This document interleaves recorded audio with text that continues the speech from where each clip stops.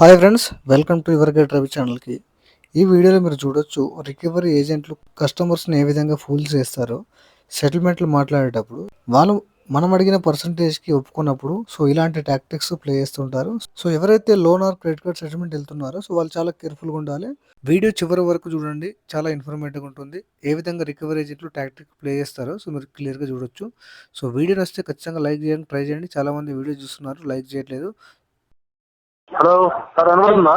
ఏంటండి? Hello sir, వినపడుతుందా? Phone దగ్గర డ్యూటీ వినపడుతుంది సార్. చెప్పండి. అదే సార్, ఇన్నసెంట్ బ్యాంక్ నుంచి కాల్ చేస్తున్నాం సార్. ఏంటి సార్ కార్డు పేమెంట్ పెండింగ్? ఎవరు మాట్లాడేది? హలో, ఎవరు సార్? నేను ఇన్నసెంట్ బ్యాంక్ నుంచి సార్. నా పేరు రమేష్. రమేష్ గారు చెప్పండి సార్. అదే సార్, మా కార్డు పేమెంట్ ఏంటి సార్? 3 months నుంచి పెండింగ్ లో ఉంది. పెండింగ్ ఉంది సార్. ఎప్పుడు చేస్తున్నారు సార్ అది? ఇంకో 3 months పడుతుంది సార్. ఇంకో 3 months సార్?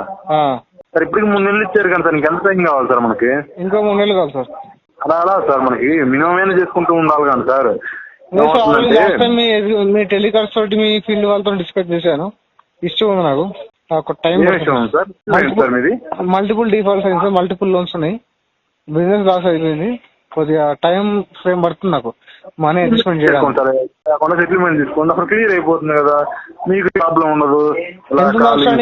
మీరు సెటిల్మెంట్ మీరు చెప్పే అమౌంట్ లకి ఇంకో 10 సంవత్సరాలు పడుతుంది సార్. అట్లా ఉంది మీ అమౌంట్ చెప్పేటి మీకు ఇస్తారు సార్. టోటల్ అవుట్స్టాండింగ్ వచ్చేసరికి 2,30,000 ఉంది సార్ మీకు. ఓకే. ప్రిన్సిపల్ అవుట్స్టాండింగ్ ఎంత? ప్రిన్సిపల్ అవుట్స్టాండింగ్ 2,15,000 ఉంది సార్. ఓకే. సెటిల్మెంట్ ఎంత సార్? సార్ సెటిల్మెంటా? 1 సెకండ్ సార్, చెక్ చేస్తున్నాను ఎంతకు వస్తుంది మీకు. నేను ఎందుకు వస్తుంది? 15,000కి వస్తుంది సార్. 68,000కి వస్తుంది సార్. ఎంత? 68. 68. లాస్ట్ టైం ఎంత మాట్లాడు సార్? నేను సార్ లాస్ట్ టైం ఎంత అడిగాను నేను. మీరు ఏమో సార్, నేను ఇప్పుడే సార్ మీకు కాల్ చేయను. లాస్ట్ టైం ఎవరితో మాట్లాడారో వాళ్ళ కాల్ చేయండి. లాస్ట్ టైం అని చెప్పారు మీకు. ఎంత అవసరం? ఎంత? 2 lakhs? 2,30,000 ఉంది. నేను 40,000 అడిగాను సార్ లాస్ట్ టైం. 40,000 ఎంత వస్తుంది సార్? మీరేనా చెప్పండి. ఇప్పుడు ఎంత తీసేసాను? 2,30,000 నుంచి 68 అంటే లెక్క వేసుకోండి మీరే. ఎంత % వే ఆఫ్ ఇచ్చాము మేమే. ఇప్పుడు అదే మీరు ఒక 2 లక్షలు నాకు ఇచ్చి 20,000 కడతానంటే ఒప్పుకుంటారా? మీరు ఒప్పుకోరు కదా. ఎవరైనా డబ్బులే కదా సార్, ఎవరైనా.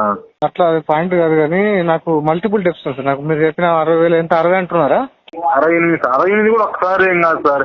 ఈ మంత్ నెక్స్ట్ మంత్ క్లియర్ చేసుకొని, లేకపోతే ఇంకో నెల ఇస్తాం. మొత్తం 3 నెలల్లో 60 కట్టుకోండి. 68. 60 divided by 230.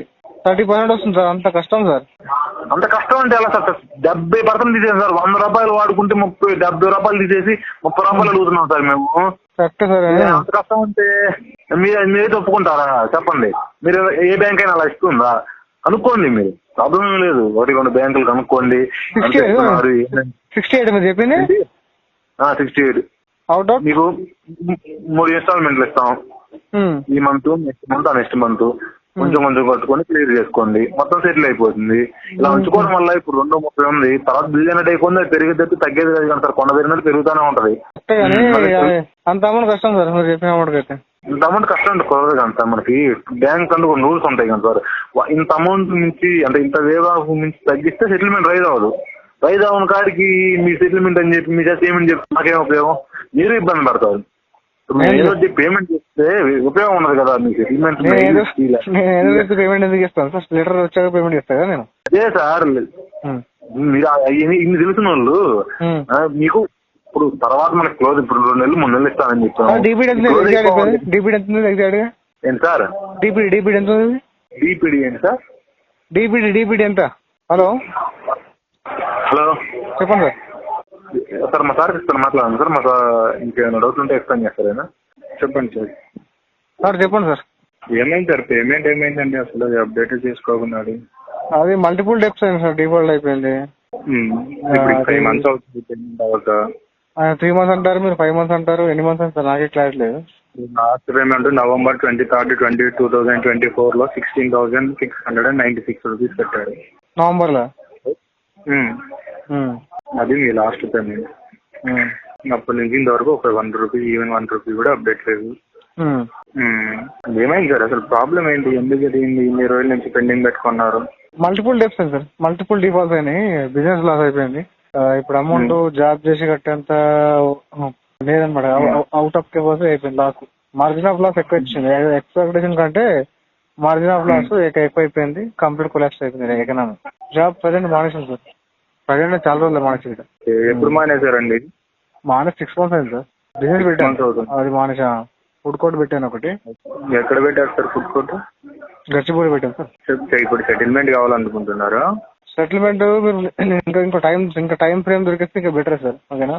సెటిల్మెంట్ చెప్తే సార్ చెప్పిన అమౌంట్ అయితే ఇప్పుడు కాదు, అంత ఫండ్ అరేంజ్ చేసుకుని టైం పడుతుందని చెప్పాను. ఇంకో 6 నెలలు టైం ఇచ్చినా నాకు ఓకే, దట్స్ ఫైన్ సార్. ఇంకా అడ్జస్ట్మెంట్ చేసుకోగలుగుతాను. ఎందుకంటే ఇప్పుడు మనది లాస్ట్ డేట్ వచ్చేసి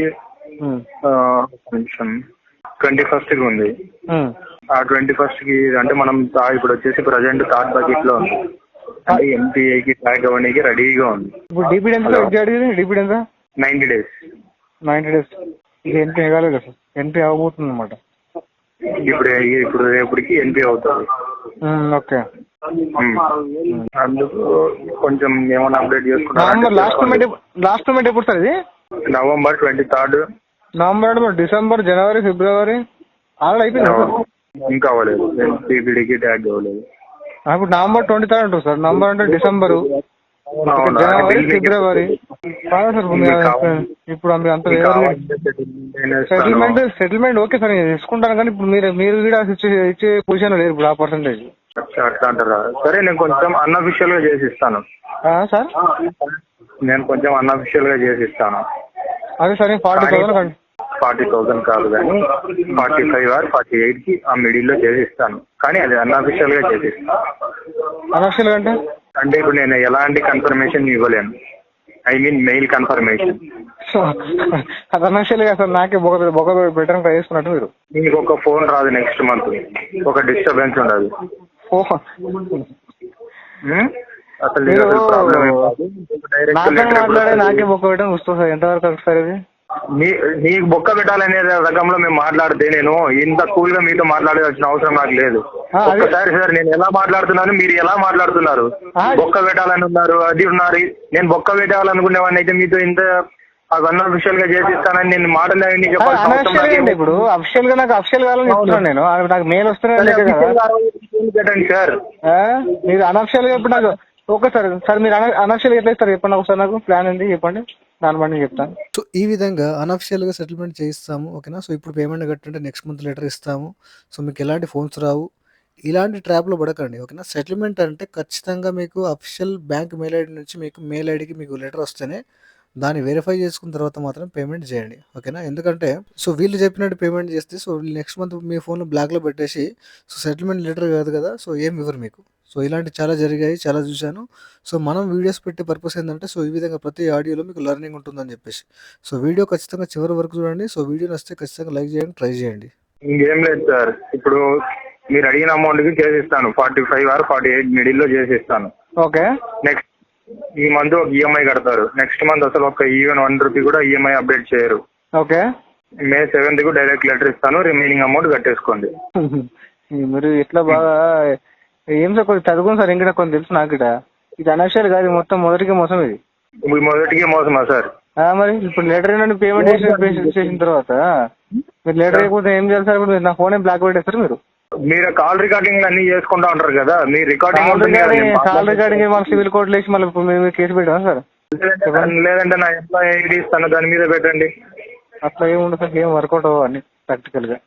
మరి మీరు అడిగిన అమౌంట్ కి సెటిల్మెంట్ కావాలి, కానీ పక్క అఫీషియల్ గా కావాలి అంటారు. అది కావాలి ఇది కావాలంటే ఎలా అవుతుంది సార్?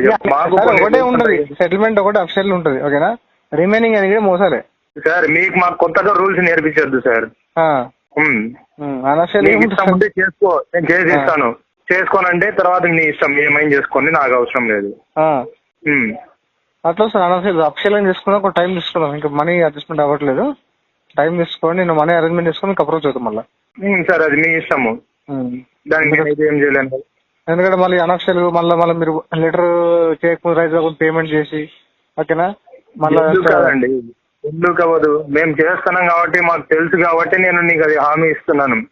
45-48 ఇన్ బిట్వీన్ చేపిస్తాను చెప్పారు కదా, నాకు కన్ఫర్మేషన్ ఎట్లా వస్తున్నారు లెటర్? కన్ఫర్మేషన్ నాకు ఎట్లా? నెక్స్ట్ మంత్ అసలు ఒక పేమెంట్ కట్టదు. నెక్స్ట్ మంత్ మేలో కదా, ఏప్రిల్ మే 7th కి లెటర్ వస్తుంది. లెటర్ వచ్చిన తర్వాత నువ్వు ఏదైనా సరే పేమెంట్ కట్టుకో. అప్పుడు లెటర్ లేదు కట్టకు, పేమెంట్ కట్టకు. పేమెంట్ లోన్ ఓపెన్ ఉంటుంది కదా లోన్. నన్ను కాన్ఫరెన్స్ తీసుకో, నేను మాట్లాడుకుంటాను. మీ నంబర్ బ్లాక్ చేస్తే సార్ మేము నెంబర్ బ్లాక్ చేసాం, మేము ఏడికి పోం కదండి సార్. చేస్తే మీరు బ్లాకులు చేయాలి, మీరు రెస్పాండ్ అవ్వకుండా ఉండాలి. కానీ నేను చేస్తే మీరు చేస్తా, నేను రెస్పాండ్ అవుతా, 100% రెస్పాండ్ అవుతా. సరే సార్, టైం తీసుకుంటాను కాబట్టి నేను ఆఫర్ ఇచ్చాను నీకు. అది నువ్వు అడిగిన అమౌంట్ కి ఇప్పుడు కాదు, నువ్వు ఇంకొక 5 years ఆగు. ఈ మంత్ దాటిన తర్వాత నీకు ఈ అమౌంట్ అడిగిన అమౌంట్ కి రాదు అసలు. మీరు 5 years ఆగితే నాకు ఫుల్ అమౌంట్ కట్టేస్తా కదా సార్. అప్పుడు ఇంకేంది ఎవరు అప్పుడు ప్రాసెస్ స్టార్ట్ అవుతుంది కదా, అప్పుడు ఇప్పుడు ప్రాసెస్ అన్ని స్టార్ట్ అవుతాయి కదా. ఏం ప్రాసెస్? నువ్వు అడిగిన అమౌంట్ కి అది రాదు కదా.